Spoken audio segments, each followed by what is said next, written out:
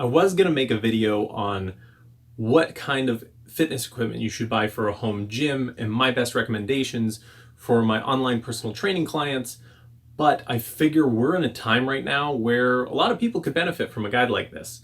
So without further ado, we're going to discuss a few factors when it comes to picking the equipment that we're going to buy for our home. We're going to discuss price, health, body weight strength, lifting object strength, mobility, niche, and substitute. Health, well, price is self-explanatory.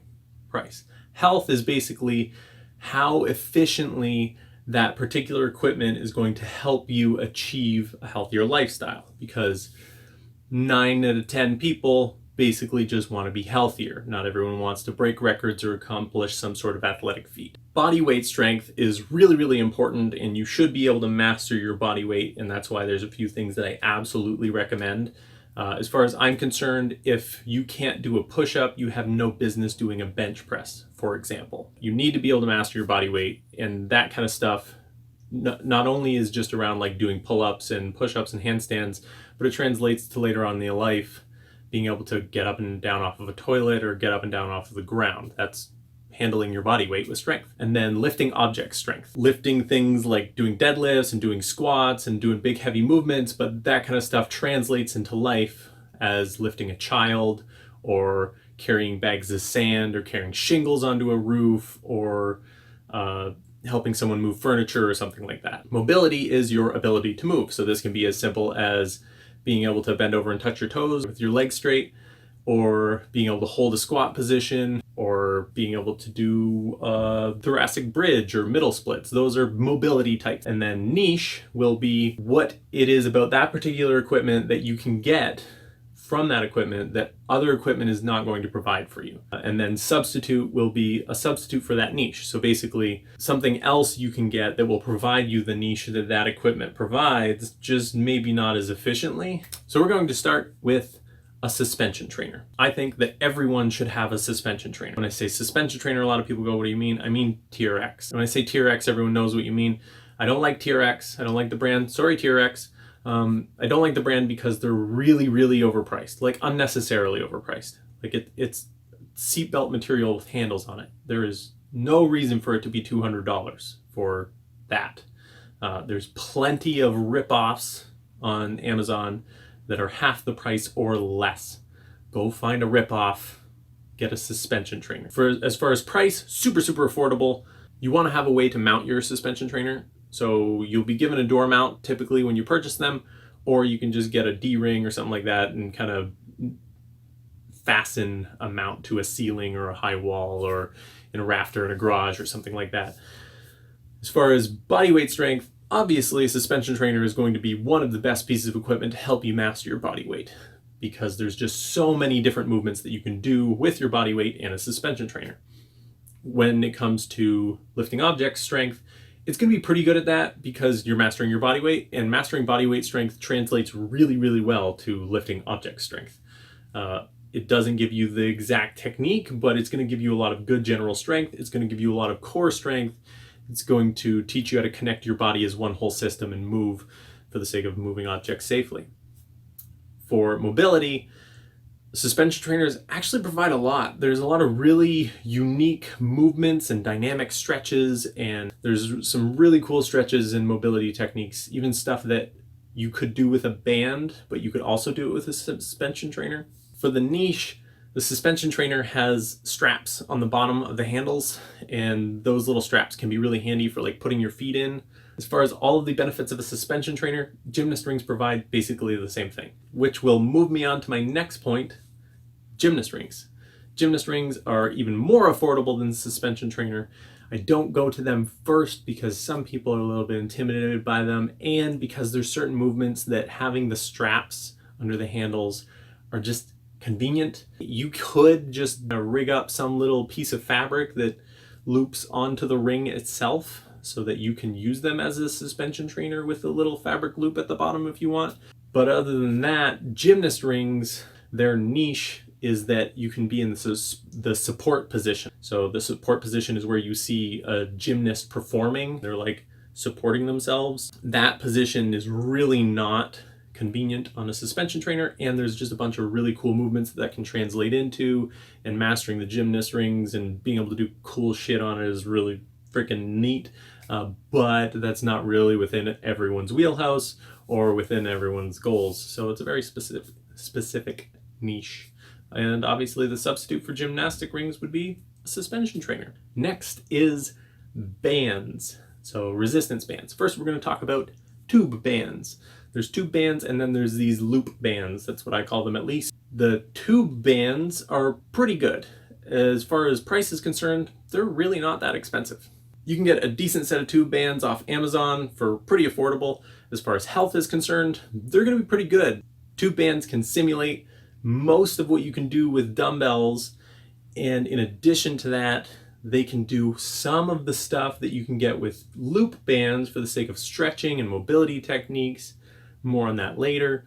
And if you have something to mount them to, like some sort of rings mounted to the wall, like D-rings or whatever, or you have a post that you can put them around that's not going to move, there's a lot of really cool stuff that you can do with bands that you can't really get with dumbbells, because bands do a really good job of like simulating a cable machine at a gym. The niche with tube bands would probably be that they're convenient and really portable, but loop bands kind of have that same niche, so it's not really that great. I honestly wouldn't recommend tube bands. I would much more recommend the substitute, which is loop bands. So the loop band is super helpful for a lot of different things. Still equally as affordable as tube bands, maybe a little bit more expensive than tube bands, but I trust them more when they're built by a company that does really well.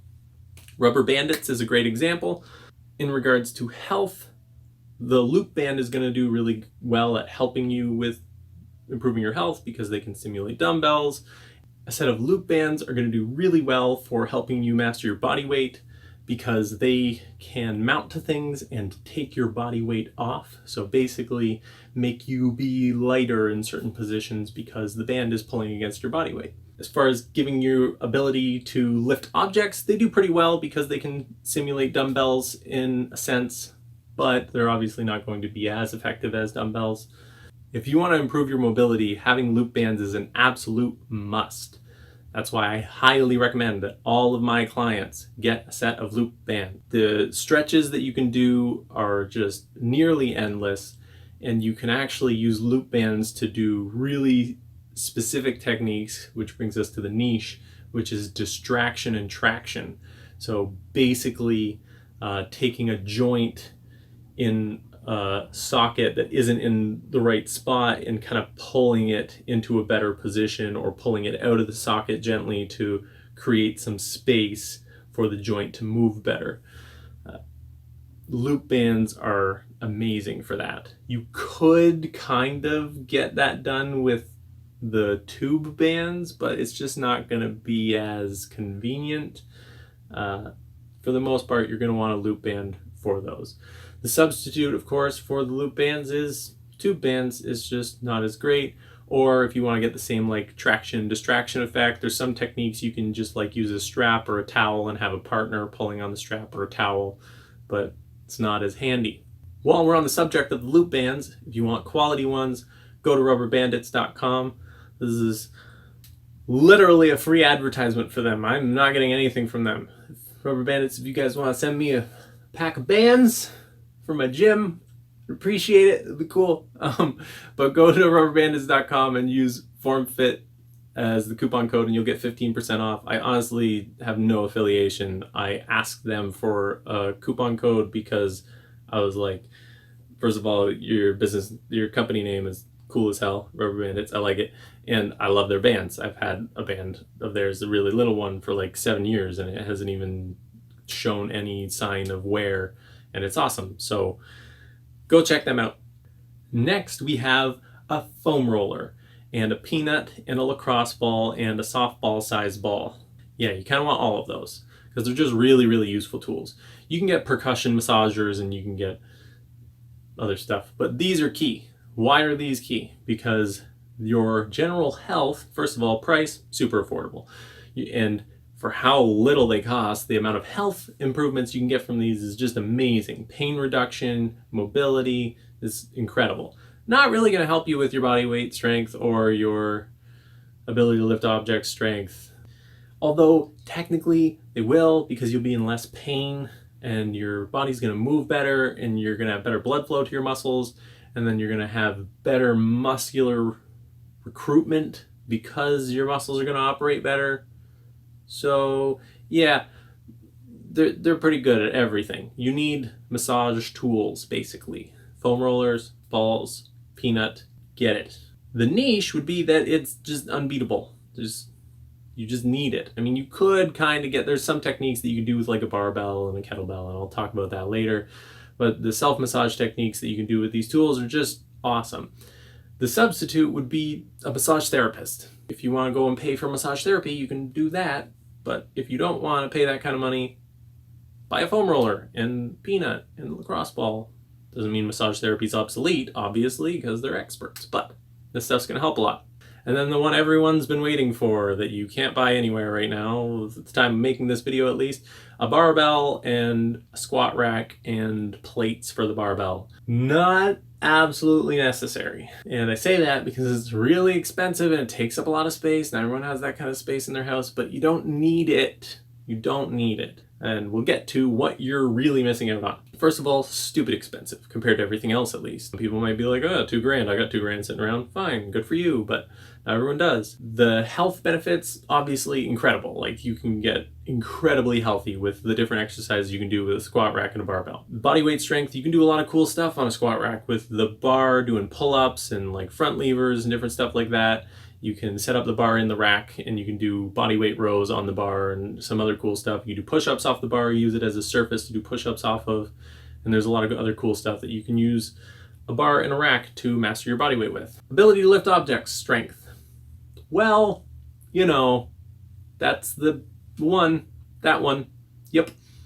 Mobility. So it can help with mobility a little bit because there's some techniques like foam rolling techniques that you can use a barbell for. That's really handy to have a barbell to do it. But other than that, it's not really that great. As far as its niche, you're probably not going to be able to develop a better ability to lift heavy objects than using a barbell. It's pretty great for doing deadlifts and squats, and a big reason why you can master body weight strength really well with a barbell is because when you're doing squats and deadlifts, you're kind of developing that full body connection and core strength that translates really well into body weight style movements. And then the substitute would be like a big rock or something, or a tire. Like, actually, I'm dead serious. Go find a really heavy rock and bring it home. First of all, there's your first workout. And then pick it up and do squats with it, or deadlift it off the ground, and research how to do a proper Atlas stone lift and stuff like that. Like, there's a bunch of strongman style training that you can do with just random objects, cinder blocks and heavy pails of water or sand or gravel or something, big heavy bags of sand, just big heavy objects, something that's heavy that's sitting around that you can lift. You don't really need a barbell. And it doesn't have to be around the house. You can go in the backyard or find some guy throwing out some tire or whatever and just lift stuff. Now, dumbbells. Dumbbells are really not that great for the sake of a home gym because they could take up a lot of space. And then, I mean, you can get these adjustable dumbbells. So there's adjustable dumbbells, but they get pretty expensive if you want to get a good set of them at least. I personally would not invest in a set of adjustable dumbbells that have like plastic ends to them and stuff like that. I would really look at the construction of it, and I would look at the reviews, and I would make sure that it's not something that's going to break if I drop it. Because I see a lot of those like Bowflex ones that twist and adjust, but if I'm using a 40 or 50 pound dumbbell to do something and I set it down a little too hard, or I drop it and some plastic piece on it breaks, that kind of sucks. They get expensive and I don't want to break them. As far as improving your health, yeah, they're going to help you improve your health, but just not as well as other things. Dumbbells have a lot of variety of the things you can do with them, but I just feel like they're not as optimal for the sake of improving health. Like, you can do foam rolling techniques with a barbell. You could kind of do it with dumbbells, but it's not great. And then you can do a bunch of stretches with suspension trainers. There's some stretches you could do with the dumbbell, I guess, but still not great. As far as your ability to master body weight, again, not awesome. There's really nothing that it benefits you in that category for. Developing strength with dumbbells can translate into body weight strength, but not really well. Developing strength for lifting heavy objects. Well, obviously dumbbells are going to help you with that, but then you got to get heavy dumbbells. And I mean, I know it's heavy is relative for each individual person, but investing in a bunch of dumbbells, again, takes a lot of space and it's a lot of money. As far as improving your mobility, again, dumbbells not great. If you're going to do some sort of mobility, kind of flowy type stuff with weight, kettlebells are far superior, which I'll get to. The niche for dumbbells is that they're kind of convenient. They're just easy to pick up and do something like curls or like tricep extensions or shoulder presses or something like that. They're convenient because it's just a weight with a handle that's equally balanced. That's probably their only niche. Substitute would be kettlebells or bands, like I talked about earlier with handles. So bands can be a really, really good substitute for dumbbells, don't take up as much space, and they cost a fraction. Kettlebells are awesome. They're a little bit more expensive, as in more expensive per kettlebell, but I rated them as less expensive overall compared to dumbbells, because when you're getting dumbbells, typically you want to get a set of 5s and 10s and 15s, etc., etc., etc. But when it comes to kettlebells, you sometimes only need a few. For example, I might only want a 12 kilogram kettlebell, 2 16s, a 24, a 32, 40, and then like a stupid heavy one, like a 50 kilogram kettlebell or something. And I would just go with those. I don't need a bunch of iterations. You can have gaps between your kettlebell weights because of the nature of the kettlebell and the way you use it and the movements you use it for. And it kind of creates this environment where you're doing a movement with a particular weight and you don't earn the right to move up in weight until you get really strong enough to make that jump, whereas dumbbells have all these little iterations in them. So that's kind of the benefit to a kettlebell over a dumbbell in the sake of price. As far as health and general health and increasing your health, I rated kettlebells as higher because kettlebells are super convenient for swing type motions. When you're swinging a kettlebell, you can translate that into a bunch of different cool movements. I'm sure you've seen videos on Instagram of guys like flipping and spinning them all over the place. And a lot of that creates so much coordination and like cross-body connection in the brain and your ability to control your core and stay stable. Kettlebells are awesome, okay? Not totally necessary, but really cool. I would suggest honestly that my clients have like at least a couple kettlebells. You don't have to purchase them right away, and if you want suggestions on weight, please ask. For the sake of body weight strength, kettlebells are going to translate a little bit better than dumbbells because again, that core connection and everything like that. For the sake of lifting heavy object strength, again, kettlebells are going to do really well, basically equivalent to a dumbbell. Now, I did give kettlebells a little bit higher rating on mobility because there's just a few mobility techniques that a kettlebell can really help with, and kettlebells are really convenient in their shape and the way you can swing them and move them so that you can actually create cool movement transitions and mobility flows with a little bit of weight at the same time. The niche for the kettlebell, of course, is the swing, the ability to swing the weight back and forth, the handle being separate from the primary weight, whereas a dumbbell, the handle is in the center and it's equally balanced. So the swing is awesome. Learning how to do it well is super helpful, and then it can translate into a ton of cool movements down the road. For the sake of substitute, you can substitute kettlebells with dumbbells. You can kind of swing a dumbbell, it's just not as convenient, it's not as handy. You could build just like a little handle that attaches to dumbbells and then you can kind of swing them, but it's not going to translate well for when you're doing like cleans and other cool neat stuff.